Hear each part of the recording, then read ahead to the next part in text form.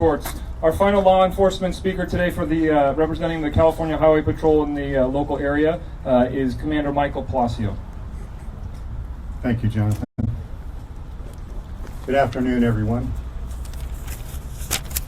I know this is kind of getting to be repetitive. This is the seventh day into this disaster, and the sheriff kind of brought it home with the names of those that were recently found out to have lost their lives. And all of our hearts and our sympathies go out to you and your families for property loss and loved ones lost and pets lost, and those are the hard things that we have to deal with. That being said, since last week we've been out there, as many of them have mentioned, all these agencies are running 24/7 to do everything they can to bring your life back to normal or restore the new state of normal, I've heard. Our department has brought in resources from all over the state to help with everything from traffic control to evacuations to helping with general law enforcement and rescue through our airships and different things that all these other agencies do as well. In this county, it's just been amazing. I know they've said it, and I don't mean to be rhetorical at all. In all sincerity, I've never seen such a group of law enforcement agencies, fire, public utilities, elected officials work so hard towards getting this thing under control and getting your lives back to normal as best they can. It truly has been amazing in my 30 plus years of law enforcement and in dealing with many of these kinds of disasters and different things. This has just truly been remarkable in that way. Thank you, everybody, for your assistance out on the highway. We need you to be extra diligent. There are still dangers out there. There are trees down, wires down, people that are not driving safe because they're texting or on their cell phones. We ask that you be very diligent with that. Pull off to the side of the roadway. We know you want to contact your loved ones. Several people a day die due to distracted driving. I can't stress that enough. Please don't take that for granted. While you're out there, keep in mind that there's a lot of power loss. So intersections that are normally regulated by traffic lights are dead. And please do your part to stop at the intersections. Make sure that they're clear before you proceed. That's the last thing that any of our departments need to deal with is a traffic accident where somebody gets hurt or takes up our resources. With that, I will say for the latest road conditions and closures, of which we have about 40 in the two counties, Sonoma and Napa currently, you can go to our social websites, follow us on Facebook and Twitter at CHP Santa Rosa. There's also a county website, roadconditions.sonoma-county.org, that you can go to for a list of closures. And with that, I'll say please be safe out there. Thank you. Thank you, Commander Palacio. Our final speaker is actually going to be two speakers. Representing Sonoma County is Chairwoman Zane, and representing the City of Sonoma is Mayor Corsi. Thank you. I have some information I want to give you about the Local Assistance Center and just some public health issues too. But I did want to start off by saying that it is really breaks my heart to hear that there are 3 more people that we found, all of them seniors. Please reach out to your senior and disabled neighbors. Let them know that you are there for them. I do want to thank also everybody that's here. Disasters are the great unifiers, and I've seen unification of agencies in city and county and state and federal in a way that I've never experienced, and I want to thank all the people who are here. Here's an update on the Local Assistance Center, or called LAC. This is a one-stop shop to serve our residents who have been impacted by this disaster Yesterday, we served almost 400 people who came to receive services, and as of noon today, we have served 181 people. This is up from 125 served by that time yesterday. We quadrupled the intake staff in order to get everyone processed as quickly as possible. And services include document replacement, insurance help, and FEMA assistance. The LAC is located at the Press Democrat Building at 427 Mendocino Avenue here in Santa Rosa. It opens at 9 o'clock a.m. and with the last entry being at 6 o'clock p.m. and Spanish translation is available. Parking for the LAC is free off of B Street in the city lot, just 3 blocks from the downtown.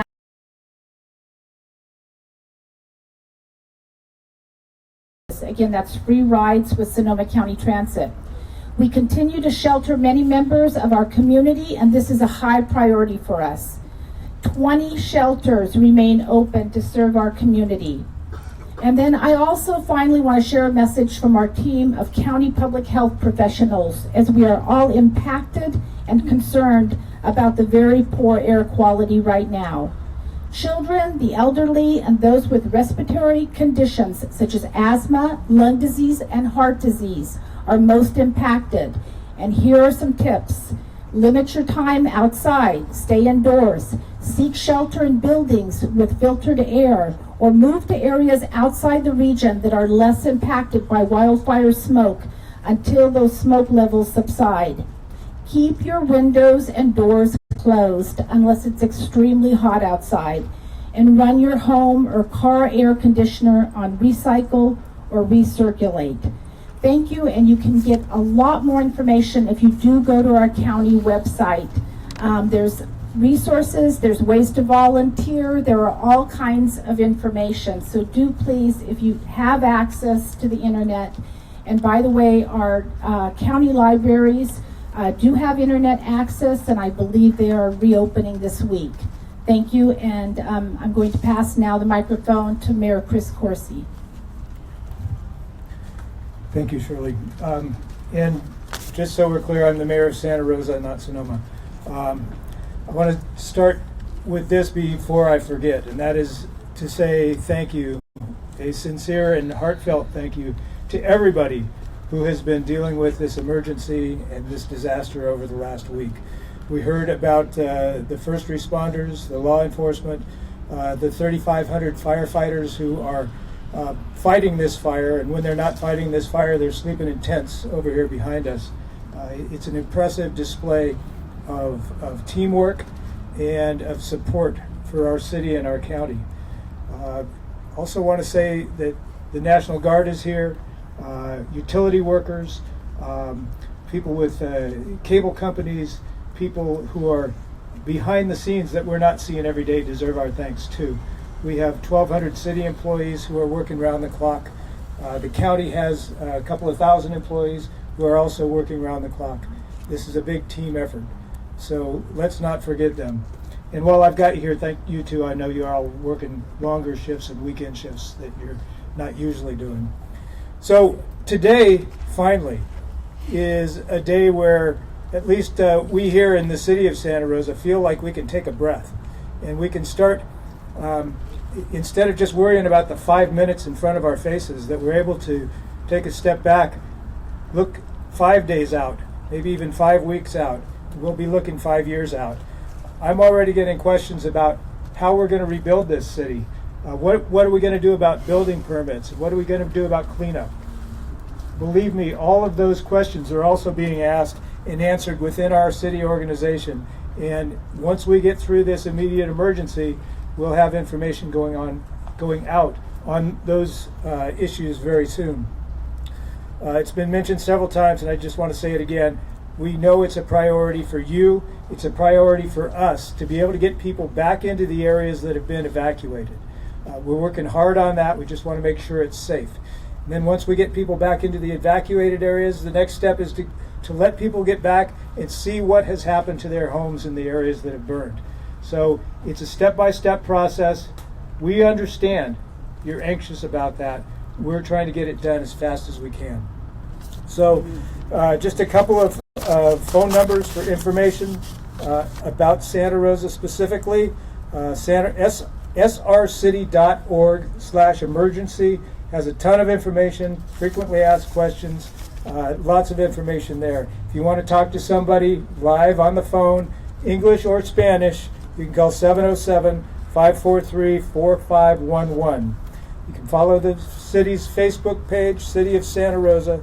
And finally, we will let you know by Nixle when the evacuation areas are ready to let you back in. So if you're not already on Nixle, text your cell phone, text your zip code, your 5-digit zip code, to the 6-digit Nixle number, 888-777.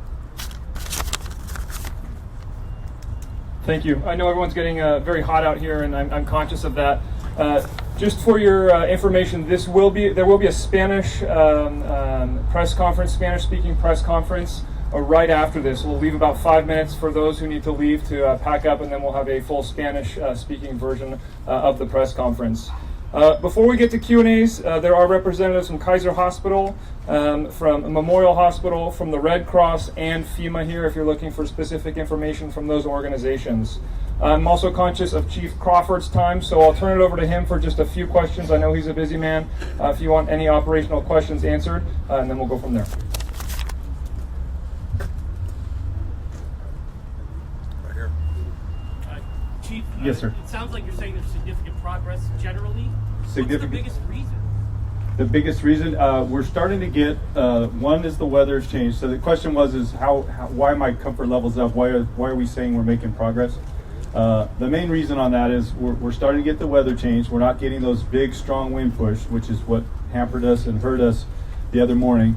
We're also getting a lot more resources. As other fires are winding down, we're getting more resources on the ground, more fire engines, more personnel to help have boots on the ground in all those areas.